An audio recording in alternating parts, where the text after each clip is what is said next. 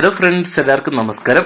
ധനുഷിനെ നായകനാക്കി അരുൺ മതേശ്വരൻ ഡയറക്ട് ചെയ്ത് പൊങ്കൽ റിലീസായിട്ട് തിയേറ്ററിലെത്തിയ ചിത്രമായിരുന്നു ക്യാപ്റ്റൻ മില്ലർ എന്ന് പറയുന്ന സിനിമ. മികച്ച അഭിപ്രായം നേടിയ ചിത്രത്തിന്റെ ഏറ്റവും പുതിയ ബോക്സ് ഓഫീസ് കളക്ഷൻ റിപ്പോർട്ട് ഇപ്പോൾ പുറത്തുവന്നിരിക്കുകയാണ്. അപ്പോഴത്തെ വീഡിയോ ഭാഗത്ത് നമ്മൾ പറയുമ്പോൾ ഈ ഒരു സിനിമയുടെ ഏറ്റവും പുതിയ ബോക്സ് ഓഫീസ് കളക്ഷൻ റിപ്പോർട്ടാണ്. അപ്പോൾ വീഡിയോ പോകുന്നതിന് മുമ്പായിട്ട് ആദ്യമായിട്ട് ചാനൽ കാണുന്ന സുഹൃത്തുക്കാണെങ്കിൽ പുതിയ സിനിമാ വിശേഷങ്ങൾ ആദ്യം തന്നെ അറിയാൻ വേണ്ടി ഇപ്പോൾ തന്നെ ചാനൽ സബ്സ്ക്രൈബ് ചെയ്ത് നോക്കുക. ധനുഷ്, ശിവരാജ് കുമാർ തുടങ്ങിയ കേന്ദ്ര കഥാപാത്രയ്ക്ക് അരുൺ മതേശ്വരൻ ഡയറക്ട് ചെയ്ത ചിത്രമാണ് ക്യാപ്റ്റൻ മില്ലർ എന്ന് പറയുന്ന സിനിമ.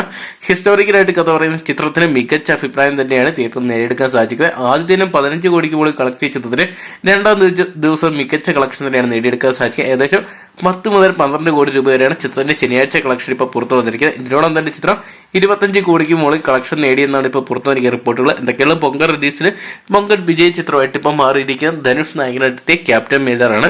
50 കോടി ബഡ്ജറ്റിലുള്ള ഈ സിനിമയുടെ പകുതിയോളം മുടക്കുന്നത് ഇതിനോടൊപ്പം തന്നെ 2 ദിവസം കൊണ്ട് ചിത്രം കളക്ട് ചെയ്തിരിക്കുകയാണ്. എന്തൊക്കെയാണ് ഇന്നും ചിത്രത്തിന് ഹെവി ബുക്കിംഗ് തന്നെയാണ് നമുക്ക് ബുക്ക് മൈ ഷോ സ്റ്റാറ്റസ് നോക്കിയാൽ കാണാൻ സാധിക്കുന്നത്. എന്തൊക്കെയാണ് ഐരാൻ എന്ന് പറയുന്ന സിനിമ സ്ട്രോങ് ആയിട്ട് തന്നെ ഓപ്പോസിറ്റ് നിൽക്കുന്നുണ്ട്. എന്തൊക്കെയാണ് ഈ ഒരു 2 സിനിമകളും ബോക്സ് ഓഫീസിൽ പൊങ്കൽ വിജയമായിട്ട് മാറുന്ന കാഴ്ചയാണ് ഇപ്പോൾ കാണാൻ സാധിക്കുന്നത്.